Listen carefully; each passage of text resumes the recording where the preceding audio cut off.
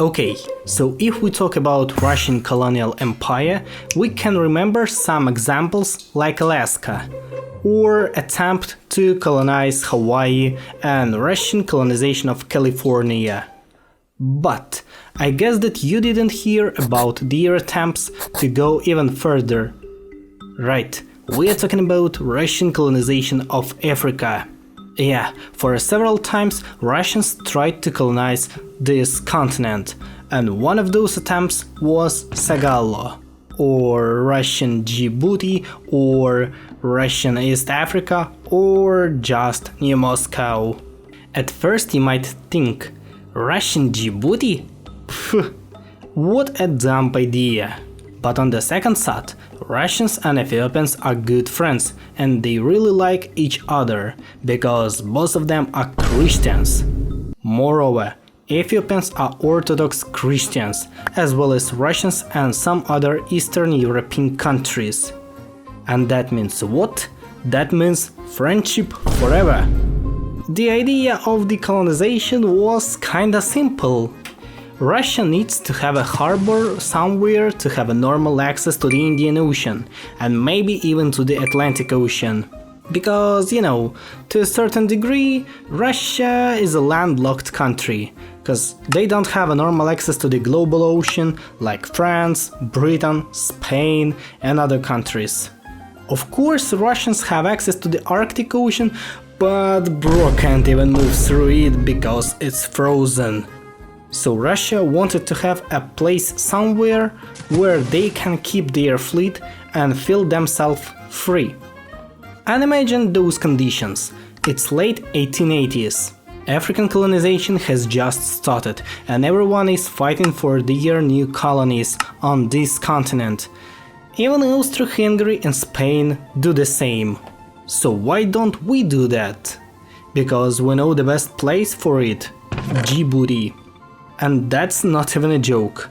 So, Russians knew about Ethiopians, and of course they knew about this place, as well as they knew about Eritrea, which they wanted to colonize too. Usually, when Europeans colonized Africa, they destroyed locals, or made them slaves, or expelled them out from their lands. But the Russian situation was way different. Ethiopians were glad to see Russians, and Russians were glad to see Ethiopians when they reached Sagallo and established a Russian colony here in 1889. But everything wasn't so good for Russians. They had two major problems with this colony. At first, colonization wasn't supported by the Tsar. When Cossacks informed Alexander III that they want to colonize those lands and they want to get his support for this colonization, he just said that, okay, I won't mind if you do that, but nah bro, I won't support your expedition. And the second thing was even funnier. At that time, Djibouti was already a French colony, so Russian fort in Sagallo was de facto an illegal attempt to conquer French colony.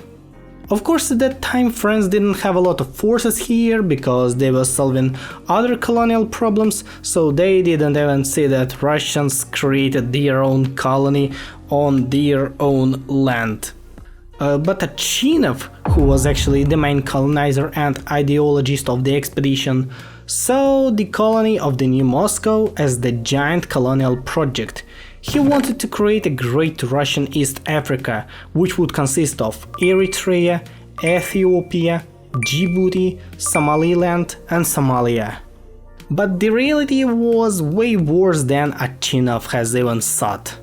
So Russians have arrived on this land on 6th of January 1889, and on the February 5th, 1889, they had a fight with the local French army, and at the same day, they run away as fast as they can, cause they lost the battle.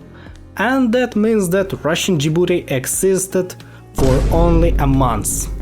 But when the remaining Cossacks came back to Russia, Tsar was really glad to see them, that he even prisoned Achinov for 3 years in Saratov Governorate.